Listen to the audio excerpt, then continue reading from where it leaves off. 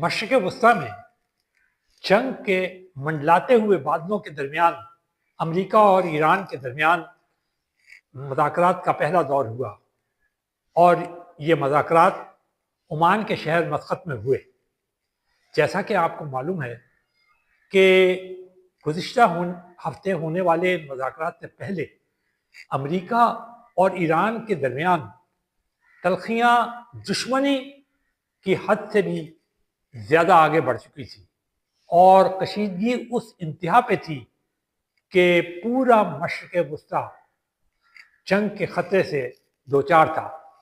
ایسے میں کئی مسلم ممالک جن میں ترکیہ، سعودی عربیہ، قطر، UAE اور پاکستان، جو کہ علاقے کا ملک تو نہیں ہے لیکن اہم مسلم ملک ہے، اس نے ایک بڑا مثبت کردار ادا کرتے ہوئے دونوں فریق یعنی امریکہ اور ایران کو مسقط میں مذاکرات کے لیے آمادہ کر دیا۔ آپ کو یاد ہوگا کہ اس سے پہلے یہ طے ہوا تھا کہ مذاکرات جو ہیں ترکیہ کے شہر استنبول میں ہوں گے، لیکن ایران نے پھر بعد میں مطالبہ کیا کہ جی نہیں، یہ مذاکرات جو ہیں عمان میں ہونا چاہیے۔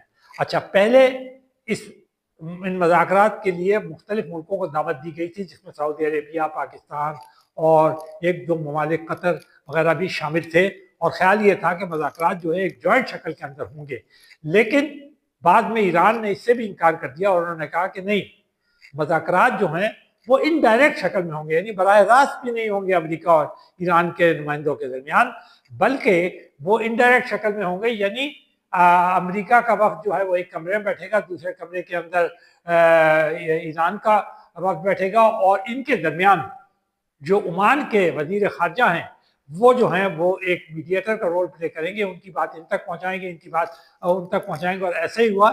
اس طرح جو صدر ٹرمپ کے داماد ہیں جیرارڈ کشنر، وہ اور ایران کے جو وزیر خارجہ ہیں اگارچی، وہ دونوں مسقط آئے، وہاں پر بیٹھے، اور انہوں نے یہ ایک انڈائریکٹ قسم کے مذاکرات کیے، اور دونوں نے مذاکرات کے بعد میں مثبت خیالات کا اظہار کیا۔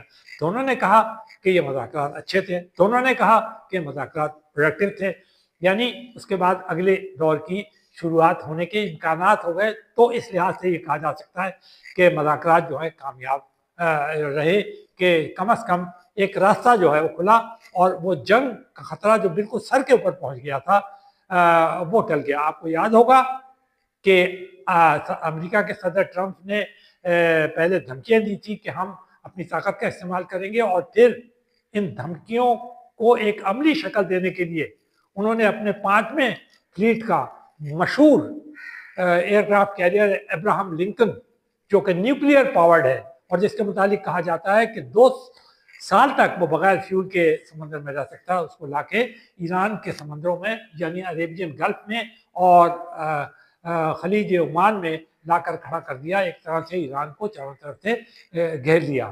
اب ان مذاکرات کا مین ایجنڈا جو بظاہر لگتا ہے وہ کیا تھا؟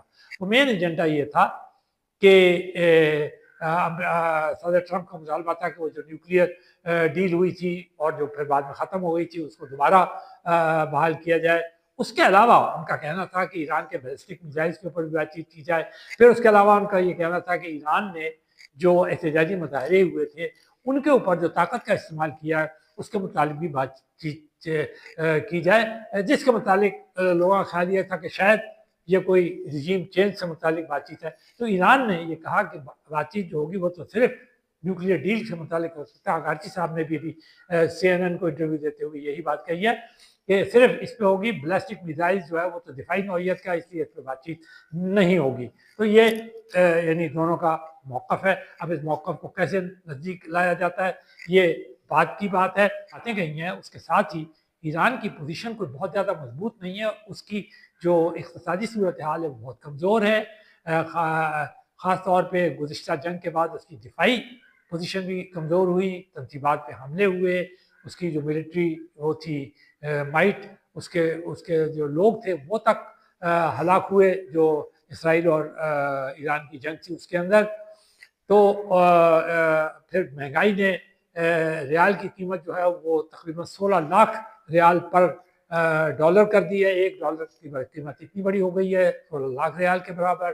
مہنگائی بہت زیادہ ہے. احتجاجی مظاہرے بڑے شدید ہوئے تھے جن کے متعلق مختلف قسم کی رائے سامنے آ رہی ہیں.